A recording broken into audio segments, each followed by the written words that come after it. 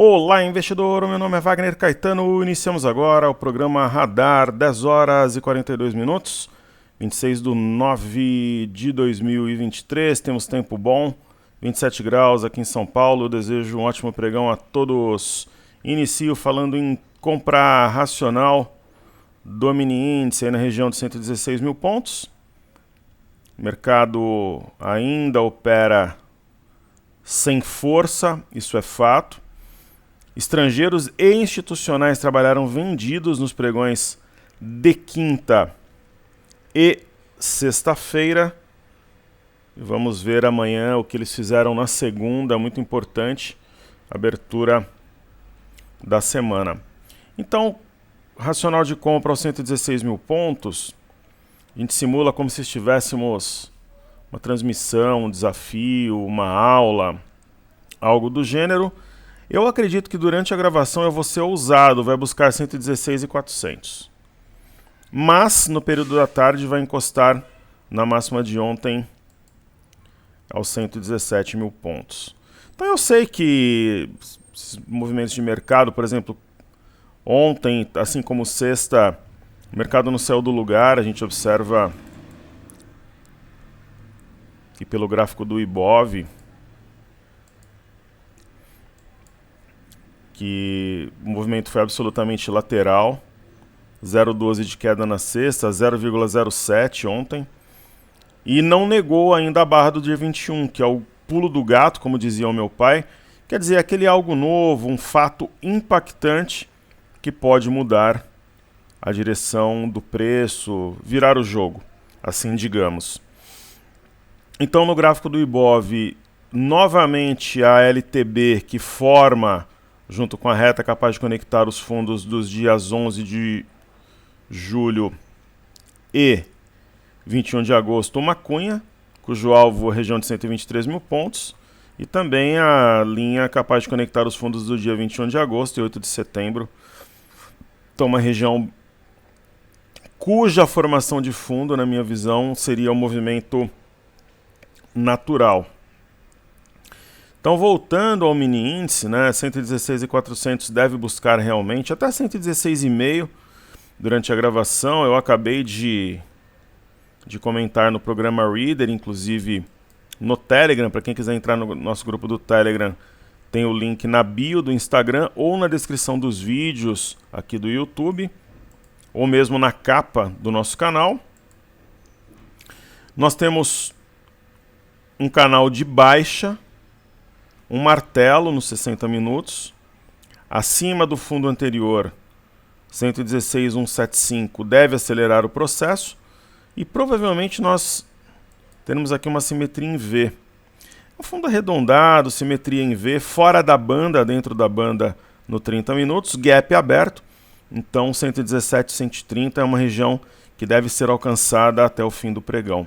Eu até fiz um arco aqui mostrando a ideia do teste da parte alta desse canal, 116.800 aproximadamente, que é onde está a boca de gap. Uma vez feita a introdução, vamos prestigiar os nossos amigos do YouTube, comentem, participem, isso é muito importante, porque a dúvida de um querido amigo pode ser do outro ou amiga, e assim nós evoluímos, crescemos e aprendemos juntos. Eu sempre falo o seguinte: a operação ela é importante, ela traz dinheiro, recursos, sem dúvida nenhuma, mas o aprendizado é ainda mais, porque ele é perene. Perfeito? Nosso querido amigo Eduardo Fraga deixa uma boa tarde, uma semana iluminada a todos nós, luz e paz. Patrícia deixa um bom dia, um excelente dia a Patrícia, a todos os amigos e amigas. Ela fala da LJQQ3. LJQQ3, a gente aproveitou essa queda para alocar parte dos lucros que nós apuramos em agosto. Portanto, a gente reduziu o preço médio e ela passou a ter peso 2 na carteira. E opera aqui sob uma região de suporte, um pouco abaixo. Perceba, Patrícia e amigos, que ela inflexionou ao tocar a região de 13,95, exatamente o ponto sobre o qual ela trabalha agora. Então é muito provável que nós tenhamos o desenho, a estruturação de um fundo nessa região. Então, para quem está de fora, por exemplo, espera um sinal, uma situação interessante para aumentar a exposição, o número de ativos, mas sempre com responsabilidade, sem fugir ao seu manejo de risco. Existem raros momentos no mercado que até vale a pena fazer termo.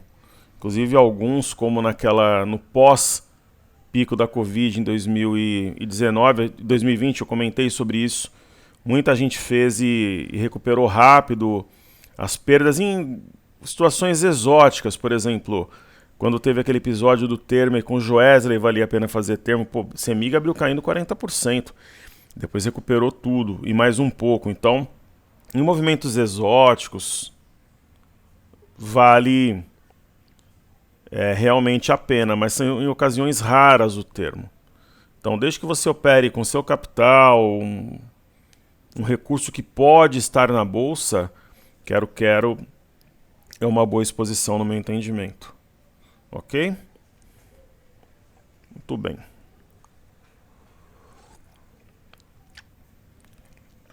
Então, respondido, Thiago deixando like 52, muito obrigado. Querido amigo Marcelo Fernando Bonassi.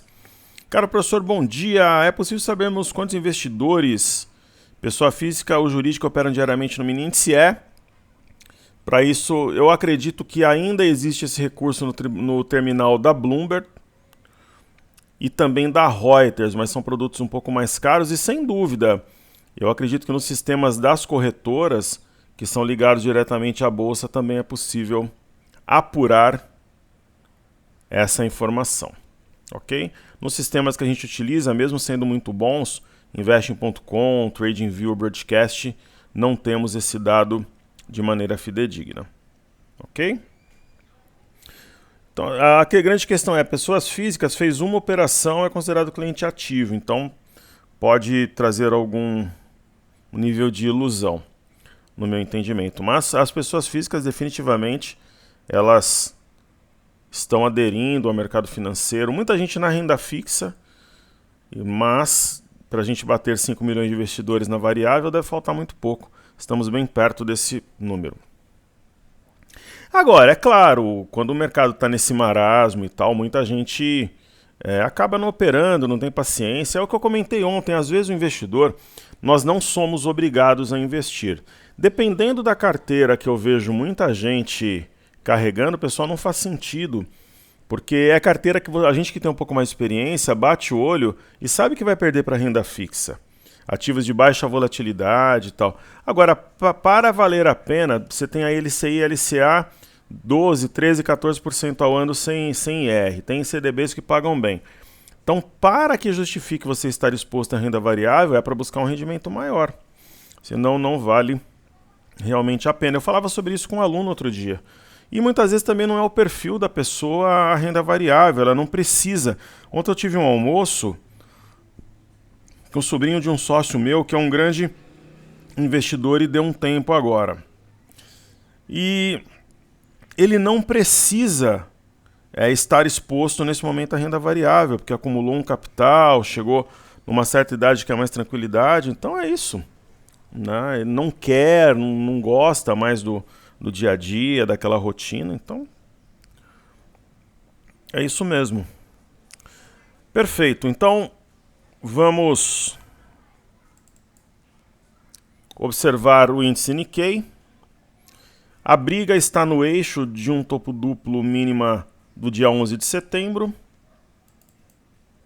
Tem a questão, principalmente das construtoras chinesas, eu falei sobre isso ontem no Clique, eu gravei à noite, vale a pena conferir. Shutdown americano pesa nos negócios, a gente sabe que não vai ter shutdown, mas fica essa volatilidade, né? A questão do quando será o primeiro corte de juros americano também. Hoje a ata do Copom não trouxe nada de novo em relação à semana passada. A Bolsa de Xangai, eu ainda penso que essa barra prevalecerá, desenhada no dia 22 de setembro.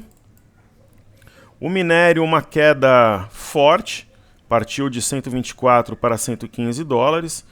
Então, se é realmente uma correção, está muito perto de voltar a subir.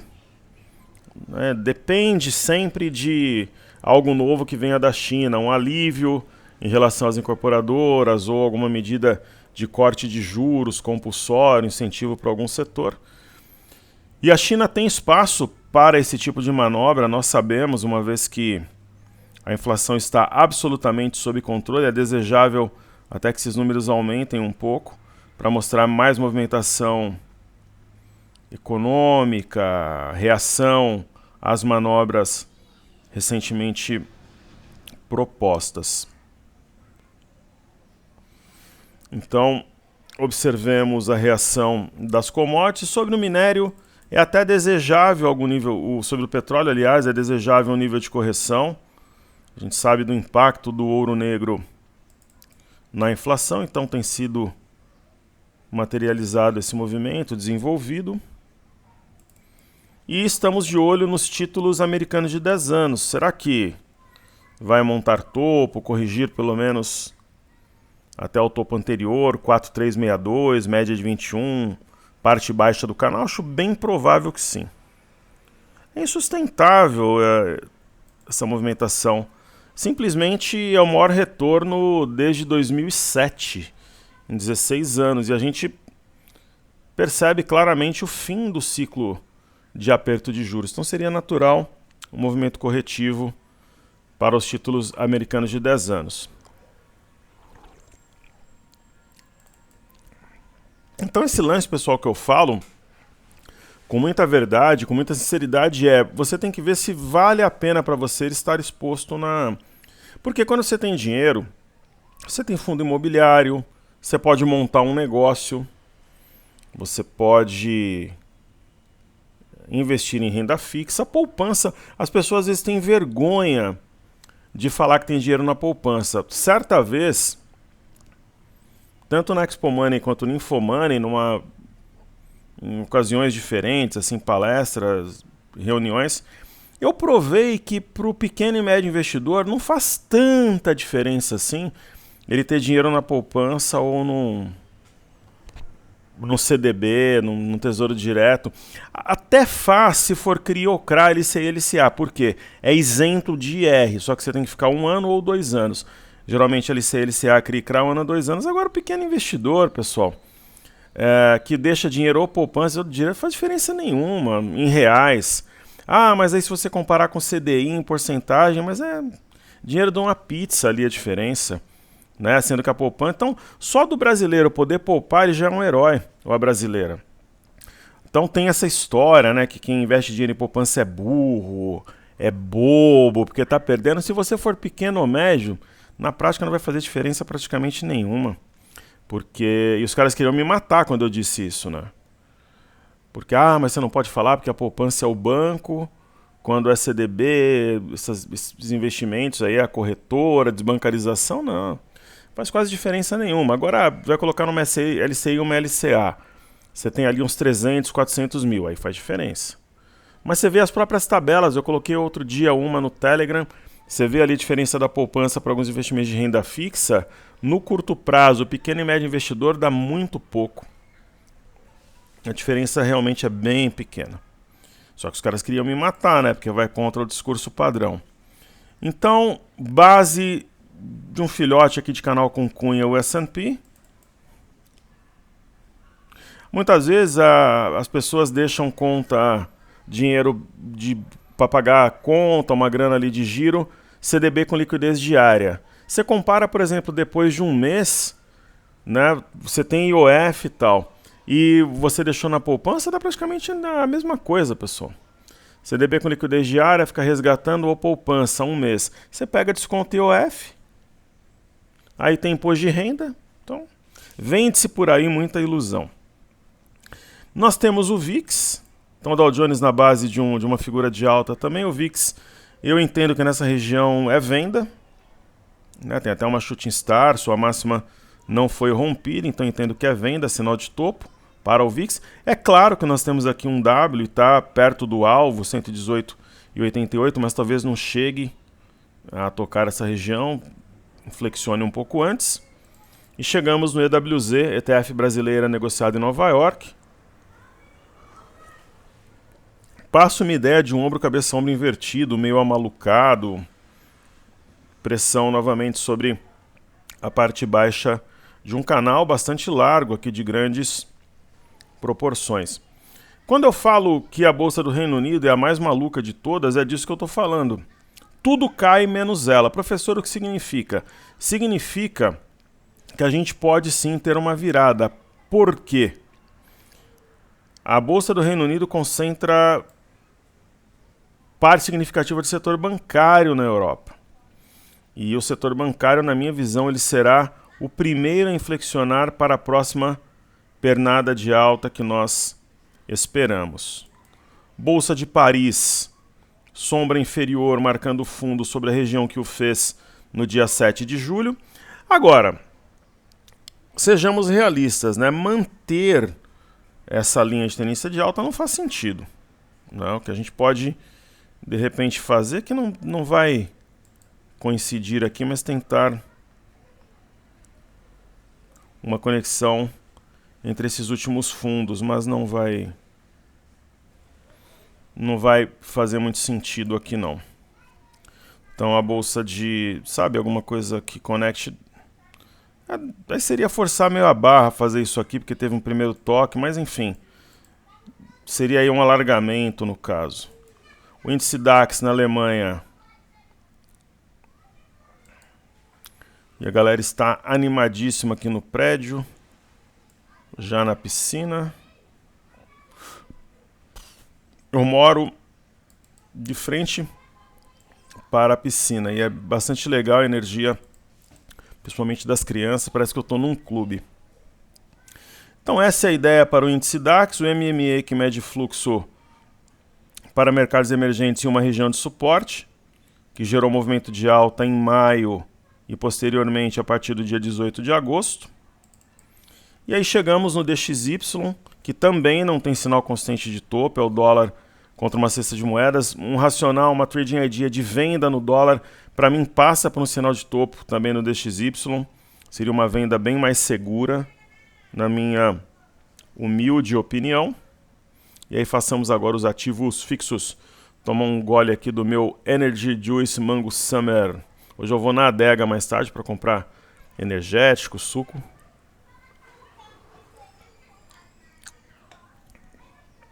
Ontem Vale foi a grande vilã, derrubou o preço aqui no Brasil.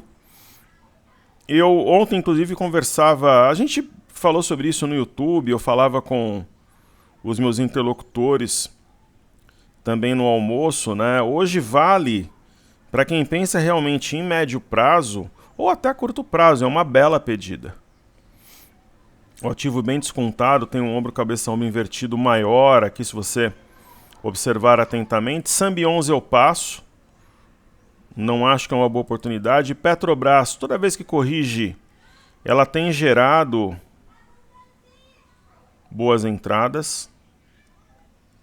Então, a Petrobras é um caminhão subindo ladeira. Nós não faremos exposição ao setor tão cedo, mas me parece que ela vai continuar nessa toada por um tempo, mesmo com menor volatilidade. Itube, boa oportunidade de compra, assim como o Bradesco. Nós optamos por Bradesco na carteira. Mega descontado, ativo. Itaúsa,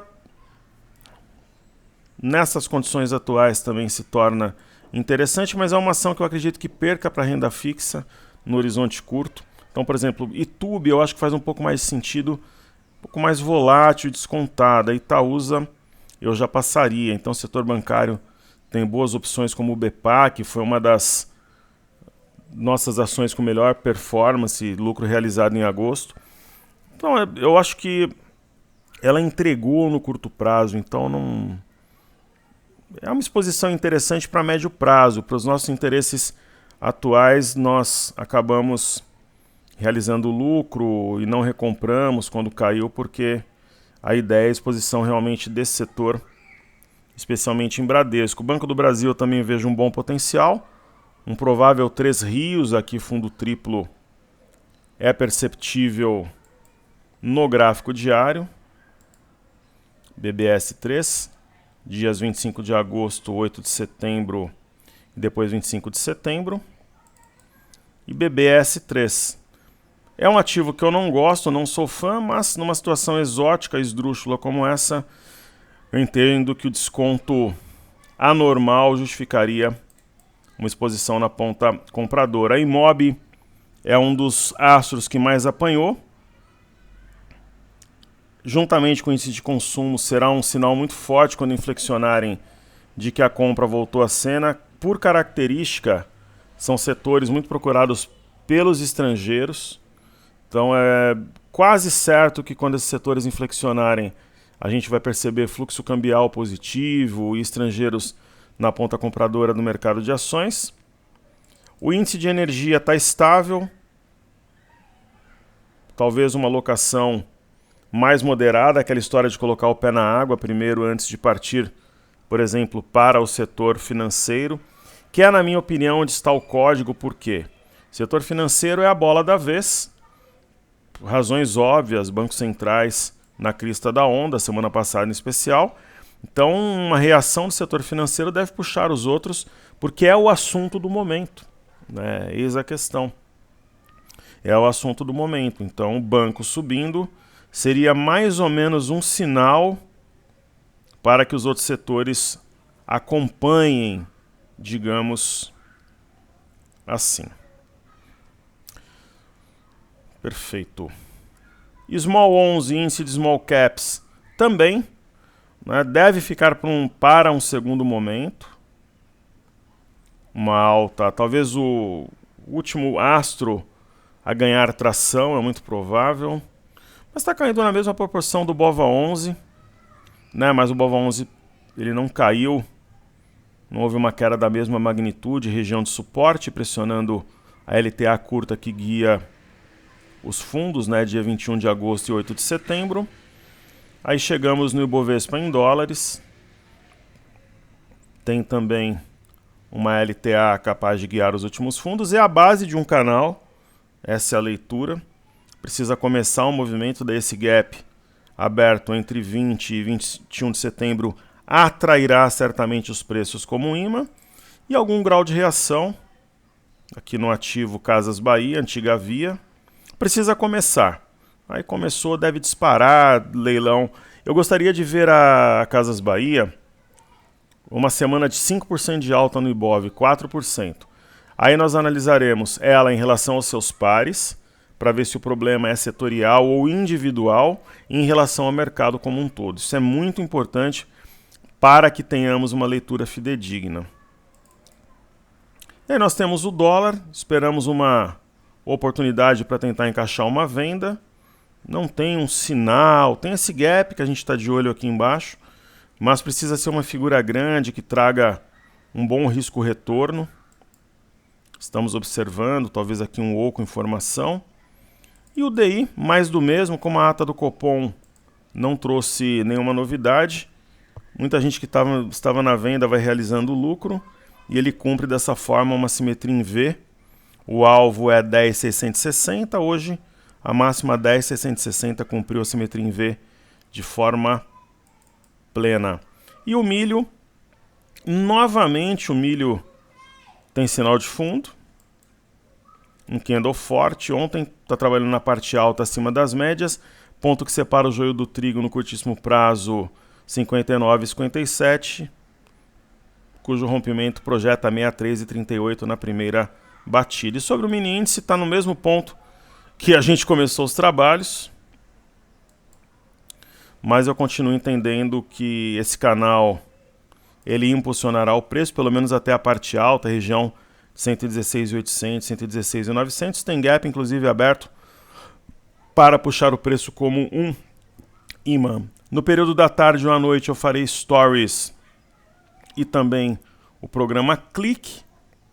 Um grande abraço a todos, muito obrigado pela sua atenção.